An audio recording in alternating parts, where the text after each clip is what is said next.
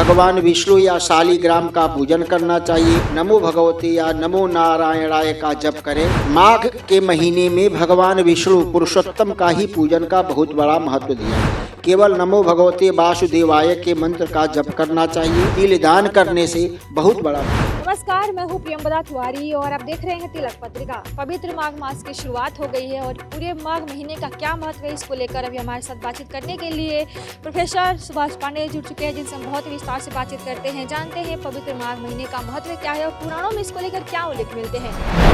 देखिए, माघ महीना इतना पवित्र महीना क्यों है? देखिए, माघ मास में तीर्थ क्षेत्र में स्नान का बहुत बड़ा महत्व है। वह या कोई भी तीर्थ क्षेत्र हो, जो हमारे सप्तपुरियाँ हैं, अयोध्या, मथुरा, माया, काशी, कांची, अवंतिका, पुरी, द्वारावती, चैत्य, सप्तैता, मोक्षदायिका। तो ये सप्तपुरियाँ, ये जो तीर्थ क्षेत्र है, इसमें भी स्नान, मोक्षदायिनी है, इसमें भी स्नान का बहुत बड़ा महत्व है। मूलतः क्या है कि माघ के महीने में जो तीर्थराज प्रयाग है, जो सभी तीर्थों का राजा कहा गया है, उस प्रयाग क्षेत्र में 1 मास तक कल्पवास के रूप में रह करके और भूशयन माने भूमि पर शयन करने के बाद और विशुद्ध मन से तीर्थ क्षेत्र में प्रयागराज में स्नान करने के बाद यथा योग्य भगवान नाम स्मरण, भगवान विष्णु का पूजन और तिलादि दान करने का बहुत बड़ा महत्व हमारे धर्म सिंधु और नील सिंधु में बताया गया है। भविष्योत्तर पुराण में भी इसका बृहद वर्णन मिलता है, नारदी पुराण में भी मिलता है। इतना तक कि श्री रामचरितमानस में तुलसीदास जी ने तो बहुत सारे प्रयाग क्षेत्र का वर्णन किए हैं, इसलिए कि मूलतः वह प्रयाग क्षेत्र में रह करके बहुत दिनों तक इसकी साधना उन्होंने किया। अब जो माघ महीने का मुख्य स्नान क्या होता है हमारे यहाँ, जैसे कि जो लोग भी हैं, यह करीब 200 से 300 वर्ष पहले से ज़्यादा प्रचलित है। इसे हमारे पुराणों में तो इसका उद्धृत था और मिलता भी है, प्रमाण भी मिलता है, धर्म सिंधु, निर्णय सिंधु में भी मिलता है। लेकिन ज़्यादा प्रचलित में कल्पवास का 200 वर्षों से प्रारंभ हुआ। माघ के महीने में भगवान सूर्य भास्कर का अर्घ्य देना, तीर्थ क्षेत्र में गंगा के या संगम के तट पे स्नान करना, ये भी किसी कुंभ से कम फलदायी नहीं होता है। मेरे यहाँ जो कल्पवास का है 1 महीने तक, पौष शुक्ल पूर्णिमा से लेकर के और माघ शुक्ल पूर्णिमा तक 1 महीने तक एक कल्पवास का जो विधान दिया गया है, प्रतिदिन सूर्योदय के पूर्व तीर्थ क्षेत्र में स्नान करें। अगर पुरुष है तो गायत्री मंत्र का जप करें, अगर स्त्रियां हैं तो भगवान विष्णु के नमो भगवते वासुदेवाय का जप करें। यथा योग्य भक्ति करने से व्यक्ति के जन्म जन्मांतर कल्प कल्पांतर के जो भी पाप होते हैं वो नष्ट होते हैं और व्यक्ति के मरने के बाद जो हमारे धर्मशास्त्र के अनुसार सीधे व्यक्ति वैकुंठ को प्राप्त होता है। धर्म सिंधु में या निर्णय सिंधु में या सनातन धर्म में कल्पवास का बहुत बड़ा महत्व। अगर 1 वर्ष में 1 महीने भी व्यक्ति कल्पवास कर लेता है तो कल्प कि हमारे यहाँ ब्रह्मा का जो 1 दिन का 1 कल्प माना गया है। जब ब्रह्मा का 1 दिन व्यतीत होता है तो मानव से 1 कल्प होता है। 1 कल्प मतलब अगर हम लोगों के वार्षमान से जोड़ेंगे तो करीब 3 अरब के करीब वर्ष आएगा। अर्थात 1 महीने भी में आदमी अगर कल्पवास कर लेता है तो ये 84 लाख योनियों में कीट पतंगादि जो मनुष्य आदि या जो भी देव दानव किन्नर यक्ष गंधर्व नाग पशु पक्षी जीव जंतु जिन योनियों में भ्रमण आदमी करता है, सबसे मुक्ति मिल जाती है और सीधे वैकुंठ धाम को वो जीवात्मा जाती है। तो माघ के महीने में भगवान विष्णु के द्वारा यह जो उद्धृत है या उनके प्रीत्यर्थ यह जो किया जाता है, इतना तक कि माघ के महीने में भगवान राम भी सरयुग में तीर्थ क्षेत्र में जाकर के स्नान करते थे, ऐसा हमारे वाल्मीकि रामायण में वर्णन प्राप्त होता है वाल्मीकि जी के द्वारा। तो इसके बहुत कुछ लोग 12 वर्ष तक कल्पवास करते हैं, माने हर वर्ष में 1 महीना रहते हैं। माघ के महीने में 12 वर्ष व्यतीत हो जाता है तो उसका उद्यापन कर देते हैं। उद्यापन करने की भी विधि हमारे धर्मशास्त्र में कही गई है कि उद्यापन के समय षड्रस का भोजन बना करके तिलादि स्वर्ण वस्त्र आदि से अपने सामर्थ्य के अनुसार ब्राह्मण को दान करें उसी पुण्य क्षेत्र में, और षड्रस बना करके भोजन कराएं तो निश्चित रूप से व्यक्ति को किसी भी योनि में अगर वैकुंठ में भी जाएगा तो वो देवत्व को प्राप्त करेगा।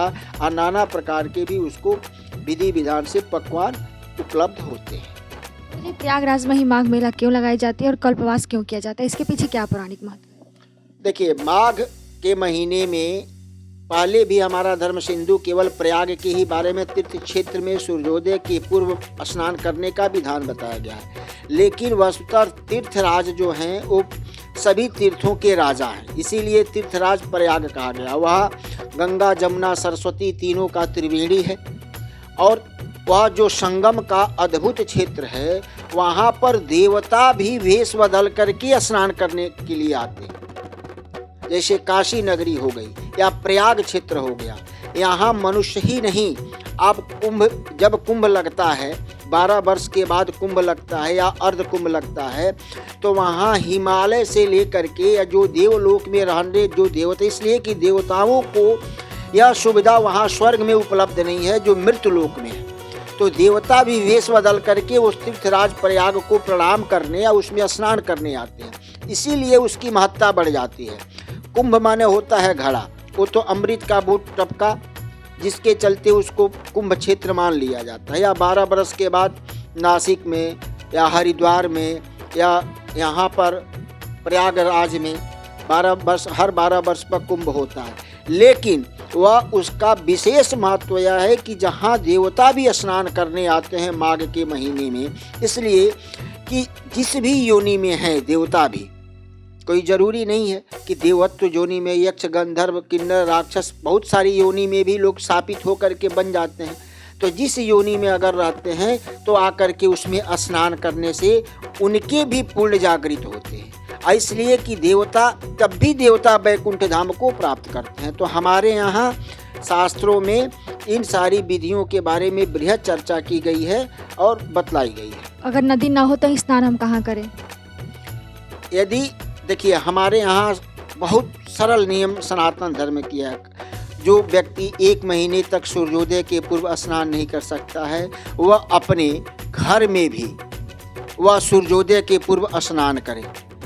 हमारे यहाँ तो ये भी कहा गया है कि जिस व्यक्ति को अगर ज्ञान और विद्या नहीं आती है, अगर विद्यार्थी माघ के महीने में गंगा जल में या किसी सरोवर में कटी भाग तक प्रवेश करके और यदि वह स्नान रोज कर करके गायत्री मंत्र का जप करता है तो उसकी विद्या अपने आप आत्मसात हो जाती है। जिसकी मंद बुद्धि होती है या ज्ञान अगर वह अर्जित करना चाहता है तो कटी भाग में जा करके स्नान करने के बाद और गायत्री मंत्र जपने से विद्या अपने आप गायत्री की कृपा से प्राप्त हो जाती है। जहाँ पर गंगा उपलब्ध नहीं है या कोई तीर्थ उपलब्ध नहीं है तो सूर्योदय के पूर्व वह स्नान करें, तब भी फल की प्राप्ति होती है। लेकिन 1 महीने तक वह व्यक्ति ब्रह्मचर्य का पालन करे और शुचिता रखे और व्रत पर्व का नियम करे, नक्त व्रत करे, माने एक समय भोजन करे, सुबह से लेकर के स्नान आदि फल फलहार ले ले, जल ग्रहण कर लें और सूर्यास्त के पहले एक समय भोजन करें। माघ महीने में नक्त व्रत का बहुत बड़ा महत्व है। कोई ज़रूरी नहीं है, स्नान और व्रत दोनों उसके साथ करने पड़ते हैं, तब व्यक्ति की शारीरिक शुद्धि हो जाती है। माघ महीना में हम किस देवता की पूजन करें ताकि हमें मोक्ष की प्राप्ति और सुख समृद्धि की कामना? माघ के महीने में भगवान विष्णु पुरुषोत्तम का ही पूजन का बहुत बड़ा महत्व दिया गया है। केवल नमो भगवते वासुदेवाय के मंत्र का जप करना चाहिए, भगवान विष्णु या शालिग्राम का पूजन करना चाहिए, तुलसी के मंजरी से, केवड़ा के मंजरी से भगवान का सहस्रार्चन करना चाहिए और अलग अलग बिलपत्र से भी भगवान विष्णु के सहस्रार्चन करने का विधान है। तुलसी के मंजरी से भगवान विष्णु का सहस्रार्चन करने के विधान है। जो लोग सहस्रार्चन नहीं कर सकते हैं वो केवल भगवान विष्णु को पूजन करें उनका आरती करें, नमो भगवते या नमो नारायणाय का जप करें, तब भी व्यक्ति के दैहिक, दैविक, भौतिक जो तीनों प्रकार के संताप हैं वो नष्ट हो जाते हैं। गुरुजी, माघ महीने में दान का क्या महत्व है और हम दान क्यों करें और क्या क्या करें? देखिए, माघ के महीने में कंबल दान का, इसलिए कि कंबल दान का बहुत बड़ा महत्व है, तिल दान का महत्व है, वस्त्र दान, उड़ना वस्त्र माने ऊनी वस्त्र दान का महत्व है, स्वर्ण का अपने सामर्थ्य के अनुसार दान किया जाता है। ऐसा नहीं है, हमारे यहाँ दान की प्रवृत्ति तो राजकुल से उत्पन्न हुई है, जो जैसा सामर्थ्यवान हो वैसे ही दान करे, अपने यथा योग्य दान करे। अगर सामर्थ्य न हो तो दान न करे, केवल भगवान का अर्चन पूजन ही करे, तब भी उसकी फल की प्राप्ति होती है। लेकिन माघ के महीने में तंडुल चावल दान और उसके बाद खिचड़ी दान का महत्व है, उड़ना वस्त्र ऊनी वस्त्र का महत्व है, कंबल का है, छत्र का है, उपाना का इत्यादि सब तिल का है। इसलिए कि माघ शुक्ल द्वादशी की ही तिल की उत्पत्ति हुई थी भगवान विष्णु के शरीर से। इसीलिए माघ के महीने में तिल का, तिलस्नायी, तिल डाल करके स्नान करने से, तिल भक्षण करने से, तिल दान करने से बहुत बड़ा महत्व है। माघ महीने में कौन कौन से व्रत त्योहार पड़ते हैं गुरुजी? माघ के महीने में एक तो गणेश संकष्टी, गणेश चतुर्थी होती है जो कृष्ण पक्ष में होती है चतुर्थी के दिन। उसके बाद बसंत पंचमी का जो पर्व होता है, जो बसंत पंचमी का ऐसा पर्व है कि जो देवलोक में उत्सव मनाया जाता है। ये माघ महीने का ही प्रभाव है कि बसंत पंचमी के देवलोक में उत्सव मनाया जाता है, जो देवलोक से लेके और पृथ्वी पर वो साक्षात सर्वसिद्ध कल्याणदायी होता है। जो सरस्वती का पूजन भी उस दिन किया जाता है, महालक्ष्मी रूप, महासरस्वती के रूप में, महाकाली के रूप में भी पूजन किए जाते हैं। और माघ के महीने में विशेषकर हमारे यहाँ तीर्थ क्षेत्रों में स्नान का बहुत बड़ा महत्व है। सनातन धर्म में माघ महीने का बहुत ही विशेष महत्व बताया गया है। कहा जाता है कि पूरे माघ महीने में अगर कोई व्यक्ति पवित्र नदी में स्नान करता है, उन्हें मोक्ष की प्राप्ति हो जाती है। इसी कामना से बड़ी संख्या में लोग तीर्थराज प्रयाग में जाकर कल्पवास भी करते हैं और संगम नगरी में संगम तीर्थ पर जाकर स्नान आदि करते हैं। अगर कोई व्यक्ति संगम नगरी जाकर स्नान आदि नहीं कर सकता, लेकिन काशी में वो है, तो काशी के प्रयाग घाट तीर्थ पर आने और यहाँ पर आकर स्नान आदि करे तो कहा जाता है कि वहाँ से भी अधिक फल यानी 10 गुना अधिक फल की प्राप्ति हो जाती है। तो अभी अगर वाराणसी में है तो माँ गंगा में स्नान करे, ऊपर विराजमान प्रयागेश्वर महादेव जी का दर्शन जरूर करें और इस पूरे माघ महीने में दान जरूर करें। कैमरा पर्सन दीपक गुप्ता के साथ मैं हूँ प्रियंवदा तिवारी। देखते रहें तिलक पत्रिका।